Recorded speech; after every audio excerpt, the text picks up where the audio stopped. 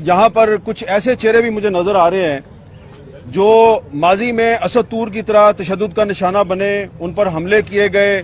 हमने इसी तरह मुजाहरे किए, इसी जगह पे खड़े होकर मुजाहरे किए और मुकदमात दर्ज हुए, लेकिन कोई नतीजा बरामद नहीं हुआ। अब एक करेला ऊपर से नीम चढ़ा। अब हुआ ये है कि एक तरफ हमला किया गया है, हमले के बाद 3 दिन गुजरने के बावजूद पुलिस ने कोई कार्रवाई नहीं की, और दूसरी तरफ वजीर इत्तलात साहब जो हैं वो BBC को कह रहे हैं जनाब कि इस तरह के हमले तो होते रहते हैं। तो अब हमें जो है ना एक लाउड मैसेज देने की जरूरत है, और मैसेज देने से पहले मैं आपके सामने एक एतराफ़ करना चाहता हूं, और वो एतराफ़ ये है कि मुझे कुछ अरसे से ये लग रहा है कि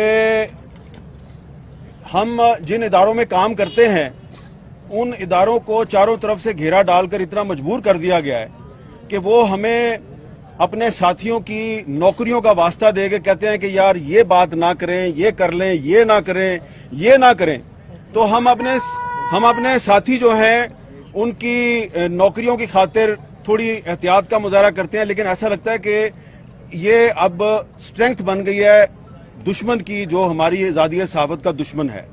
लिहाजा मैं सिर्फ अपनी बात कर रहा हूं कि मुझे लग रहा है कि ये जो नौकरी है मेरी, ये मेरे पाँव की जंजीर बन रही है और मैं कुछ बातें नहीं कह सकता। लिहाजा आज के दिन से मैं आहिस्ता आहिस्ता कुछ बातें कहनी शुरू करूंगा, और जिसने मुझे नौकरी से निकलवाना है वो नौकरी से निकलवा दे, क्योंकि नौकरी से निकालेगा तो मुझे आज़ादी मिलेगी। मुझे आज़ादी मिलेगी तो मैं तुम्हारे चेहरों के नकाब नोचूंगा। ये आपको शायद लग रहा हो कि मुझे तो गुस्सा चढ़ा हुआ है, मुझे कोई गुस्सा नहीं चढ़ा हुआ। गुस्सा इसलिए नहीं चढ़ा हुआ कि ये जो नौजवान मेरे साथ खड़ा है, पहले आपने इसको मारा, इसके घर में घुस के मारा, और फिर आपने एक दूसरे को टेलीफोन कॉलें की और पर्सनल मीटिंग्स में कहा हमने घर में घुस के मारा। तो अगर तुम इतने बहादुर हो तो घर में घुस के मारते हो जिसमें उसकी मदद के लिए सिवाय उसके तोते के और कोई भी नहीं था, तो इतने मर्द के बच्चे हो, इतने बहादुर हो, तो सीना तान के कहो ना हाँ जी मैं इसके घर में घुसा हूं। लेकिन तुम इतने बुज़दिल हो, इतने बेगैरत हो कि तुम ये तो नहीं मान रहे कि मैं इनके घर में घुसा था, तुम कहते हो ओहो नहीं कोई लड़की का भाई था जिसने मारा है। तो क्योंकि एक बहुत बेगैरत और बुज़दिल दुश्मन से वास्ता पड़ा है, तो इसलिए वो समझता है कि मेरा पता नहीं चलेगा, मैं नामालूम हूं। तुम कोई नामालूम नहीं हो, तुम्हारा पता है मैं तुम कौन हो।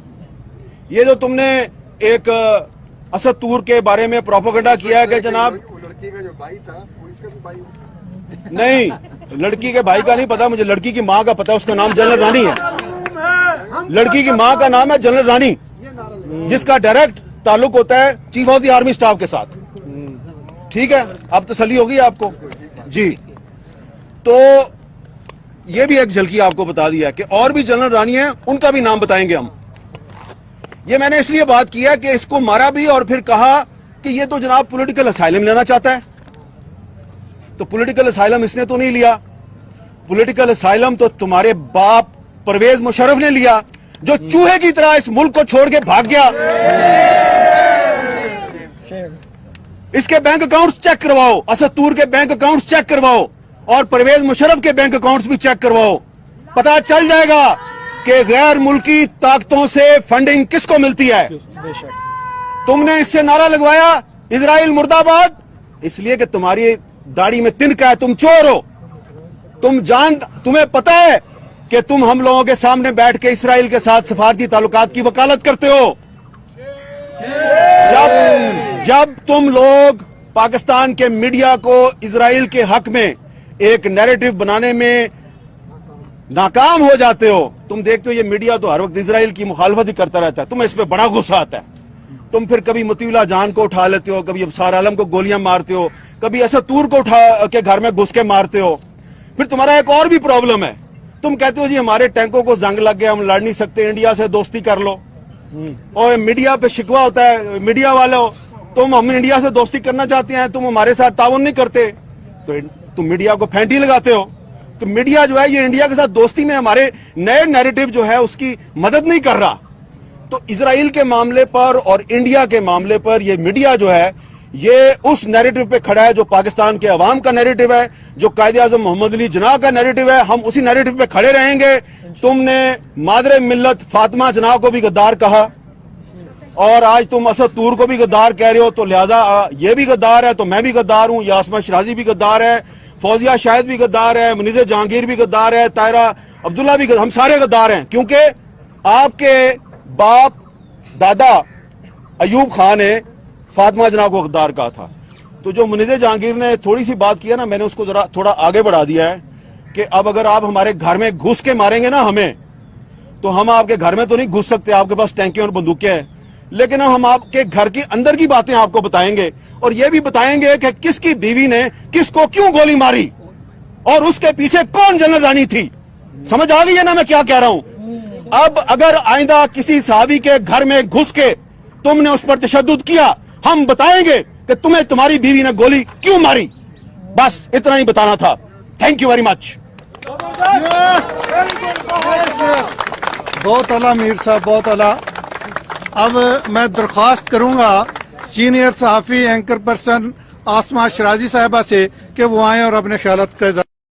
دیکھیں مجھے نہیں پتا وہ کس کی بات کر رہے ہیں, کیونکہ جن صحافیوں پر حملے ہوئے ہیں یا تو وہ اس دنیا سے چلے گئے یا وہ ابھی تک پاکستان میں موجود ہیں یا وہ نوکریوں سے چلے گئے ہیں. تو میرے پہ حملہ ہوا, میں پاکستان میں ہی ہوں. متیلا جان جو ہے اس پر ایک دفعہ حملہ ہوا, ایک دفعہ اغوا کیا, وہ بھی پاکستان میں موجود ہے. ابصار عالم بھی پاکستان میں موجود ہے.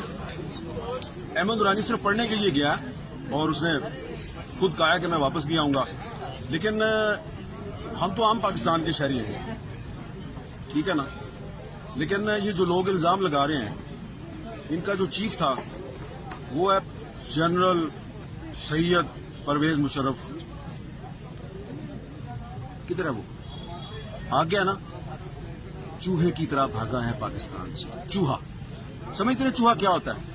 تم دبا کے بھاگ جاتا ہے.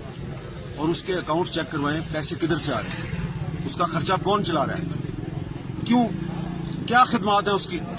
اس نے پاکستان کے ملٹری بیسز دیے تھے غیر ملکی طاقتوں کو, اس نے پاکستان کے مفادات کا سودا کیا تھا.